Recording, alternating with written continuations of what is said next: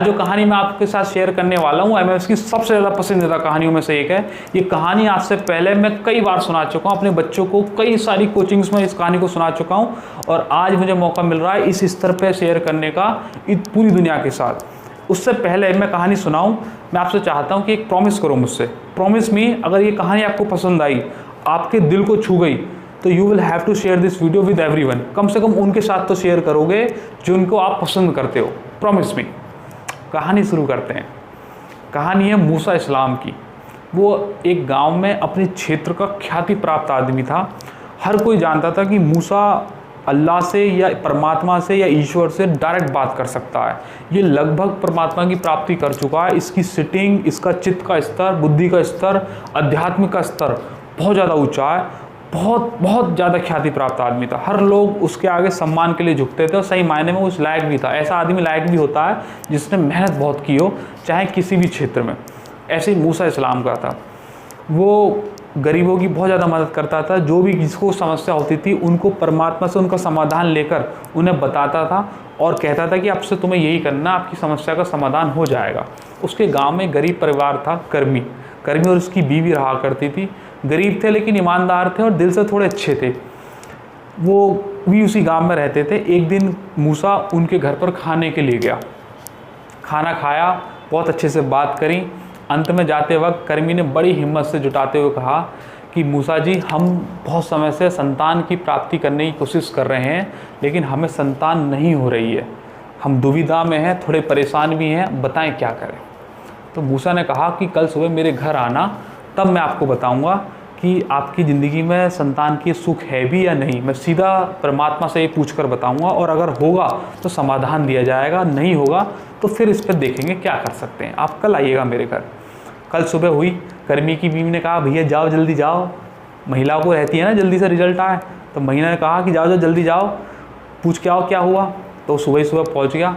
तो उस समय जो मूसा थे वो इस ईश्वर से डायरेक्ट बात कर रहे थे। तो जैसे ही वहाँ पहुँचे तो उन्होंने पूछा कि भाई क्या कहा ईश्वर ने। तो उन्होंने कहा, मूसा ने कहा कि भैया तुम्हारी ज़िंदगी में संतान की प्राप्ति नहीं है, सुख है ही नहीं, तुम्हें बिना संतान के ही जीवन निकालना होगा। ये बात सुनकर कर्मी को बहुत ज़्यादा दुख हुआ और वो ये जान गया कि यार मैं तो शायद झेल भी जाऊँ इस बात को, मेरी बीवी नहीं झेल सकेगी। क्योंकि जब किसी बीवी को या किसी औरत को, महिला को पता लगता है कि वो संतान की प्राप्ति नहीं कर सकती है, सबसे बड़ा दुख है उसके लिए। वो जैसे तैसे हिम्मत करके वो घर पहुंचा और अपनी बीवी को सब सच बता दिया। बीवी भी बहुत ज़्यादा परेशान हो गई, बहुत ज़्यादा दुख में आ गई और अंदर से टूट गई। लेकिन उसकी और कर्मी की बीवी ने ये सोचा कि यार मूसा ने ये वाली बात बताई है, मूसा इस्लाम ने बताई है, जो खुद एक परमात्मा की वाणी मानी जाती है। इस बात को एक्सेप्ट कर लिया कि चलो ये सच ही है और ज़िंदगी में अब बिना संतान की प्राप्ति के ही हमें जीना है। ऐसा मानकर उन्होंने अपने आप को हिम्मत दी और आगे बढ़ने की कोशिश करी।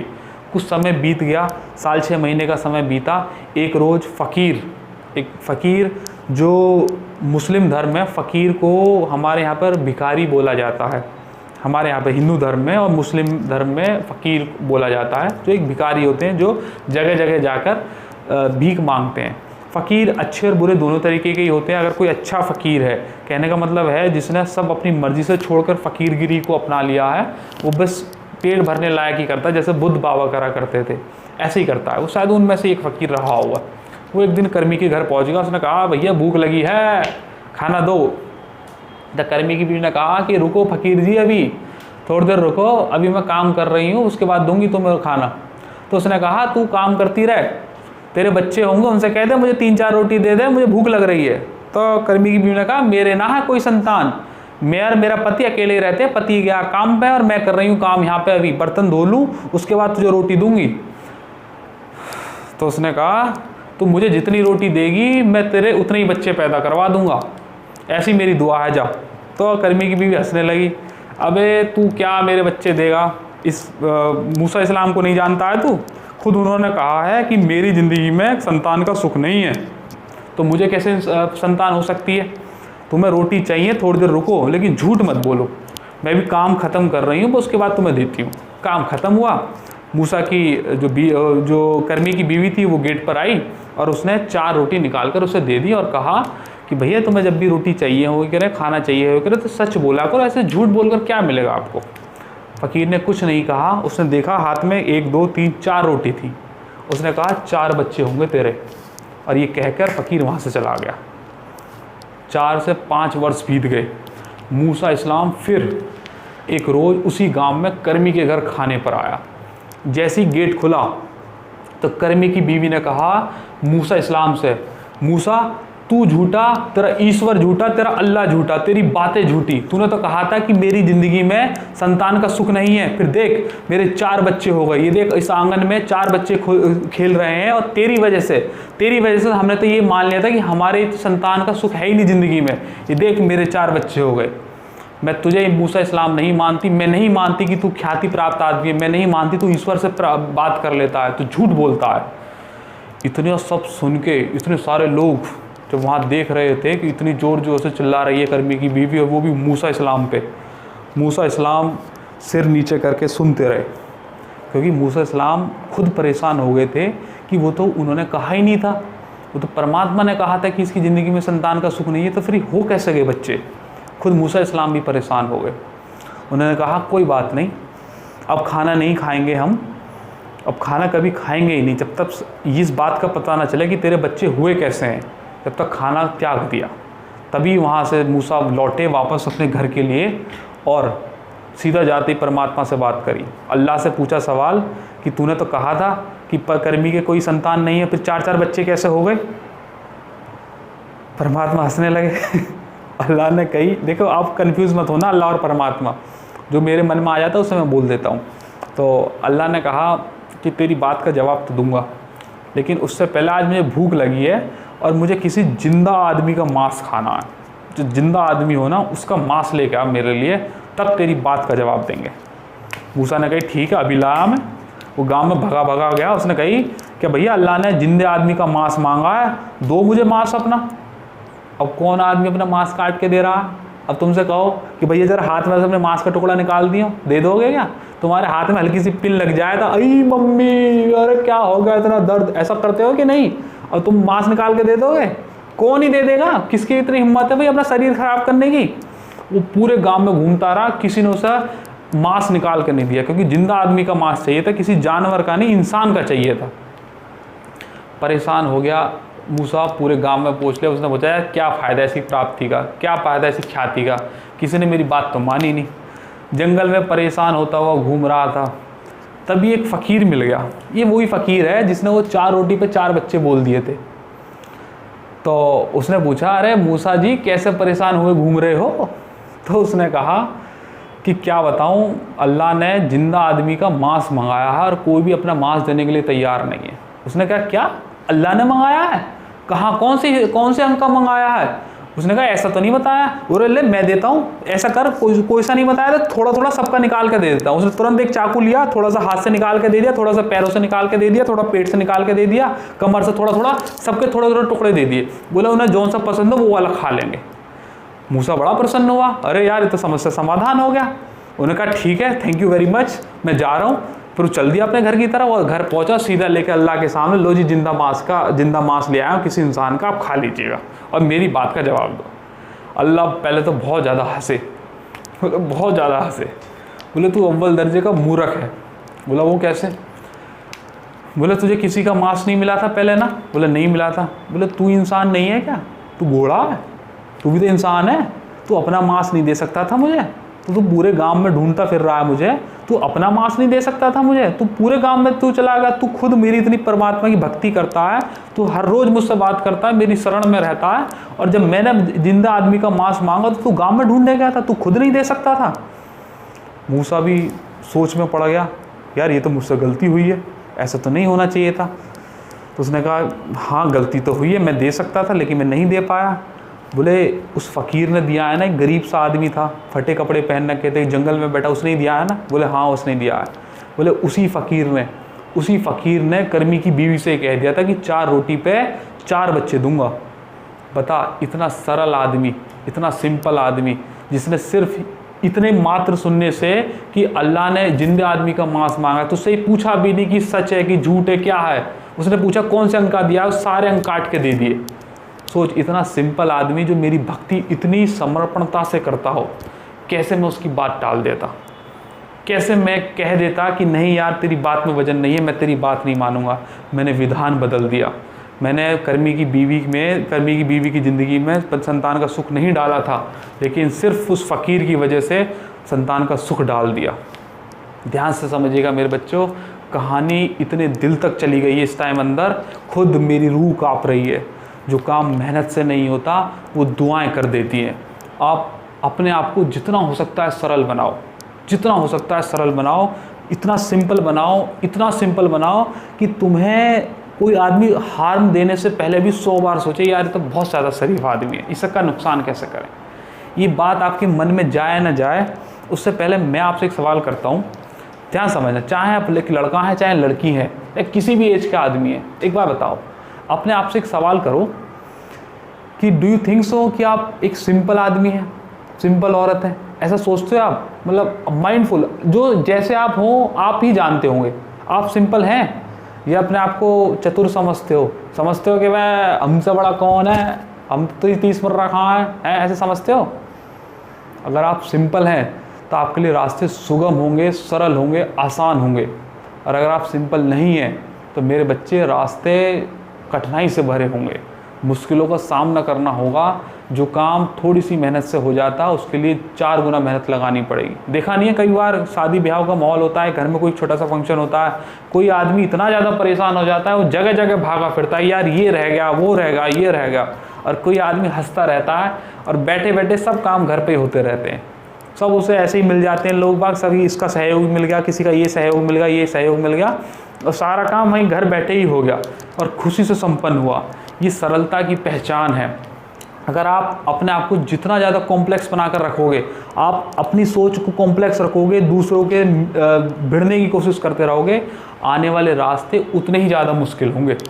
और सरल बना के रखोगे, बिल्कुल सिंपल कि ले भैया कर ले नुकसान जो तुझे करना है, हमें तो कोई बात नहीं है, तो आपके लिए रास्ते बहुत ज़्यादा आसान होंगे। देखा नहीं है जब कोई बच्चा, एक छोटा सा बच्चा सड़क पर चलता रहता है, वो अचानक से गिर जाए तो उसकी माँ तो आएगी ही, साथ ही साथ 10 आदमी और आ जाते हैं, अरे नहीं नहीं वो बच्चा गिर गया, उठाओ। ये क्या है?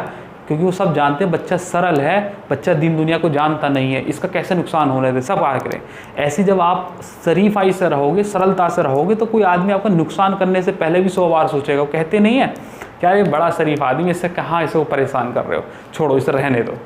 खुद परमात्मा उसके मुंह से निकलवा देता है, किसी का बाप भी उसका नुकसान नहीं कर सकता। जो सरलता में एक साथ रह लिया हो, समर्पण कर दिया हो परमात्मा के आगे या अपने गुरु के आगे कि भैया जो करना है वो आप करो, मेरा तो जैसा है चलता रहेगा ऐसे ही, बस समर्पण कर दिया, अपना बोझ उठा के परमात्मा के या गुरु के गले में डालो, छुट्टी, बात खत्म हुई। इसलिए हमारी ज़िंदगी में दुआओं का बहुत बड़ा महत्व है। ध्यान समझिए, दुआ ऐसे ही हैं जैसे सादा दाल खा रहे थे और तड़का मिल जाए, 2 शर्ट खरीदने गए थे, 1 शर्ट फ्री मिल जाए, 10,000 रुपये महीना कमाने वाले व्यक्ति की नौकरी 1 लाख रुपये महीना की लग जाए, कर रहे थे कलर की तैयारी और इंस्पेक्टर की वर्दी मिल जाए। ये दुआ ऐसे ही है, मेहनत तो दोनों में ही करनी है, लेकिन जब दुआ मिल जाती है ना तो छोटी की जो उम्मीद थी, इतनी सी जो उम्मीद थी, वो इतनी सारी हो जाती है। दुआएं अपनी ज़िंदगी में बहुत बड़ा असर निभाती हैं और इनका बैकएंड में रोल होता है। ये दिखती नहीं है, लेकिन जो काम मेहनत से संपन्न नहीं हो सकता है वो दुआओं से हो जाता है। अगर आप मेहनत से कोई चीज़ 2 रुपये की कमाते तो दुआ कमा के वो 4 रुपये की या 3 रुपये की हो जाएगी। ये दुआओं का महत्व है, इसलिए दुआएं जरूर कमाएं। अच्छा खस्मो, दुआओं की जगह बदुआ ना कमा लियो। दुआएं जैसे पॉजिटिव का काम करती हैं ना, ऐसे बदुआएं नेगेटिव का काम भी करती हैं। एज सिंपल एज दैट, सीधी सी बात समझ लो। अगर बदुआ कमाने से बचना है, ना तो किसी का लो ना किसी को अपना दो, पर सीधी सी बात है, जो तुम्हारे पास है वो तुम्हारा ही है, जो दूसरे का उस पर गंदी नज़र मत डालो। सिंपल सी बात है, अपना अपने पास रखो, दूसरे का दूसरे के पास, ना किसी की लेने की इच्छा मत रखो दूसरे की, क्या इसका मुझे मिल जाए, इसका मुझे। ये बदुआ के कारण होते हैं। अपनी मेहनत पे भरोसा रखो, यार जो कमाऊंगा अपनी मेहनत से कमाऊंगा, बदुआ नहीं कमाऊंगा।